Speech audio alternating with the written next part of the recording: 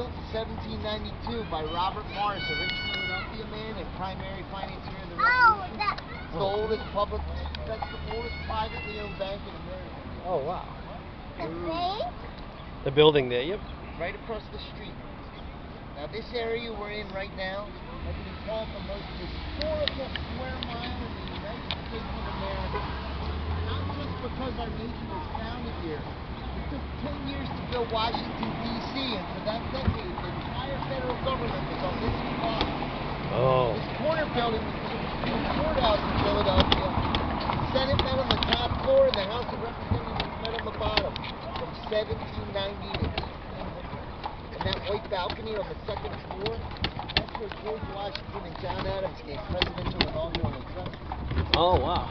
If you look across the street, you can see the Liberty Bell through that glass wall. You can see it again. We use the Liberty Bell as our city bell. Guess where it rang from? Where? Right Daddy? here on top Independence Hall in that big white bell tower. Oh, wow. The bell that's up there today is much larger than the Liberty Bell. It weighs 13,000 pounds, 1,000 pounds for each of the original colonies. It's called the Centennial Bell because it went up there in 1876. And we call this Independence Hall today because the founding fathers met in Hey, look, George Washington. Matt, he's still speaking. You gotta say excuse me, but... They met in this big room in the bottom left where the three half-strong courts are. That's where the Second Continental Congress decided what to put in the Declaration and the Constitution. That building was built before the USA even existed, in 1733. It was first called the Pennsylvania State House. Representatives of the king met there to talk taxes. And this corner building, this is the original City Hall of Philadelphia. This is where the Supreme Court worked for the same 10 years. And look on either side of the doorway. You see the flat iron on either side of the doorway? Yeah. Those are boot screens. Because belonging to Philadelphia, we had dirt roads, no indoor plumbing, and no gutter system. The streets were filled with Oh, gross. You hear that, Cal? That's how they used to scrape their boots on. This building with white trim, this is my favorite part of the whole tour. That's the first public lending library in America right there. Benjamin Franklin was one of the founders. It was the inspiration for the Library of Congress. That's the first library right over there? Right there. The brick building? See that, Maddie? The first library in the country. It was not free to take a book out. It cost 2 cents. 2 cents. It cost 2 cents to take a book out. That's why we have an expression even today in American English. You'll hear us say, would you like to hear my 2 cents worth? My 2 cents worth of information? Oh, 2 cents worth. And we say that because it was 2 pennies for a book from that library. Oh, wow. If you return the book in good condition, you got a penny back. Across the street, this white building and the one to the right of it, they're originally banks. If you look at the tippy top by the roof, the white one has the symbol of a plow and the next one has a ship at the top. Because most of the colonists didn't know how to read. They knew by the symbols the plow was the farming bank and the ship was the shipping bank. And on our side, this big building here, this was the Second National Bank of America. It's modeled after the Parthenon in Greece. It's made out of Pennsylvania blue marble. That stone is only found in Pennsylvania. That's an art gallery today filled with original paintings from the Revolutionary era. It's free to tour. Which one? This building right here? It's formerly the Second National Bank of America. All the museums in the National Park area here are free to tour, but you have to go during the day. They close at night. They close around 5 o'clock.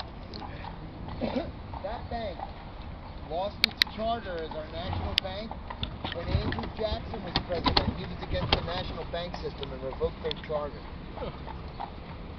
And that bank was founded by a Frenchman who moved to Philadelphia named Stephen Girard. He made his fortune importing and exporting off the ships, and adjusted for inflation, he's the 4th wealthiest man in the history of our country. This building we're looking at the side of across the street with 2 narrow windows, that was the War Department during the Revolution. Much smaller than today's Pentagon, that was staffed by just 12 men with an annual budget of less than $5,000 a year. Henry Knox ran it. That's a museum today devoted to the Army, Navy, and Marines, the 3 branches that fought in the Revolution. They have original uniforms, muskets, they have a colonial grenade in there. And the next building is Carpenter's Hall.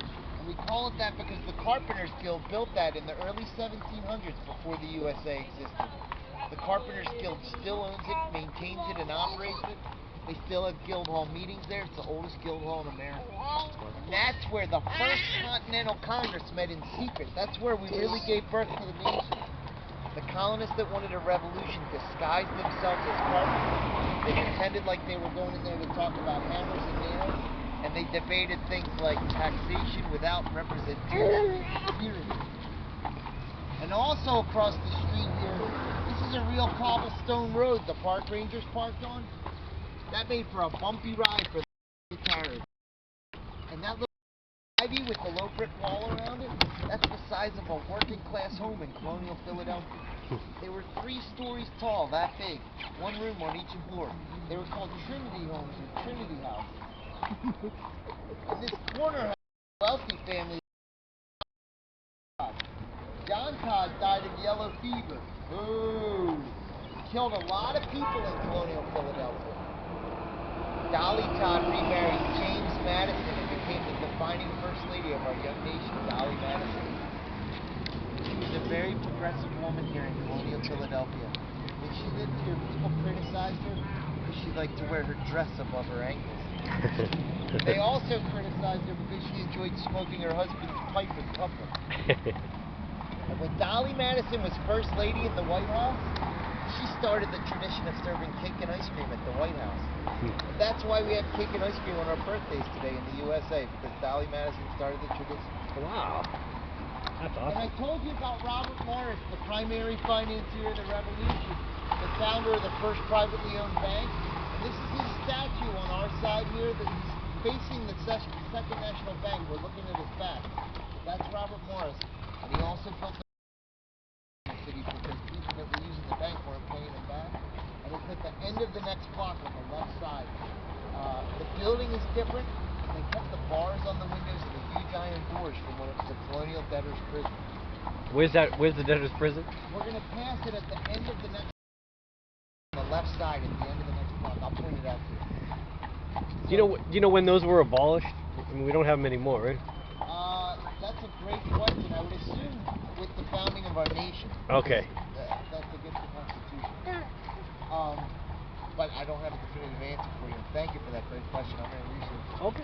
But so he founded the debtor's prison before the revolution? Yeah. Okay. While the revolution was raging. Okay. He built the bank. 1792, the bank was built. Whoa. And I don't know the date of the debtor's prison. That's another great Okay. question. I apologize. No, that's all right. Whoa. So the indigenous Americans of this land lived here for at least 10 to 12,000 years before the Europeans started arriving. When the Europeans did arrive, the people of this land called themselves the Lenni Lenape. In their language, when translated to English, that means the people. That's true of almost all the Native American tribes. It means the people? The people. What we call the Navajo out in Arizona, New Mexico, Colorado. Let's go. They call themselves the Diné, and in their language that means the people also. Hey. You look at the first 4 stories of this skyscraper right here. This is the only surviving example of the whole city of revival Egyptian architecture. It's the original buildings from the sky. Ooh. See that? That's the original building, the white part. They built the skyscraper around it. Oh, wow, look at that. It has winged serpents on it. It's the only surviving example of revival Egyptian architecture. Huh. And on our side, this is a proper front view of Independence Hall. This is the exact portrait on the back of the $100 US bill. That's what you see on the back of every Independence Hall. Wow. A lot of people think the street side we rode on first is statue's not on the bill. That's the father of the U.S. Navy, Commodore John Barry. Oh, so that's who that Barry was, killed him. And these are the bars from when it was a debtor's prison. Oh, wow. They have huge iron doors that are open now because the building's open, but at night they shut the huge iron doors, and they're original from the debtor's prison also. So the building changed, but they kept the bars and the doors. By the way, a day after they read the Declaration of Independence to the public, it was translated in the Pennsylvania newspaper. It was translated into German. Most Pennsylvania colonists spoke and read German back then. Wow. Benjamin Franklin hated the King of England so much he wanted German to be our national language. They voted on it and it only lost by 1 vote. Oh, wow. He also wanted our national bird to be the turkey. So if Benjamin Franklin had his way at Thanksgiving, we might be eating eagles and speaking German. Now, look at the Y-shaped tree on the left entrance to the park here. It's like dead-looking Y-shaped tree. Yep. Just behind that on the grass, there's 4 stakes in the ground and a little sapling, a little baby tree growing behind that big one. Oh, yeah, I saw. They took seeds to the moon and brought it back to Earth. Planted about 50 moon. That's one of them. Oh, wow. This park is called Washington Square Park today. It's one of the 5 original parks in William Penn's plan for the city. Every one of the 5 original parks has a fountain in the center. Behind the hedges, there's a low concrete wall. That's the original fountain. And so the firefighters knew if fire broke out anywhere in the city, they knew where they could go to get water to put out the fire. This park's special. It has the 13 flags of the original 13 colonies. To the right of the flags, there's the statue of Washington. And if you look really close, in between the statue and the flags, through the bushes, you can see that never goes out. It's through the bushes to the left of the statue, in between the statue and the flag. That marks a national tomb, the tomb of the unknown Revolutionary War soldiers. It's just like the tomb of the unknown. Fire. But ours is specifically for the revolution, and we don't have armed guards marching in front of our stay night. We have budgeted. So the reason they put that in this park's also what's known as a potter's field, which means it's a graveyard, but they didn't use tombstones. Thousands We can go see it again, man, if you want. before the revolution, it was an African American cemetery. During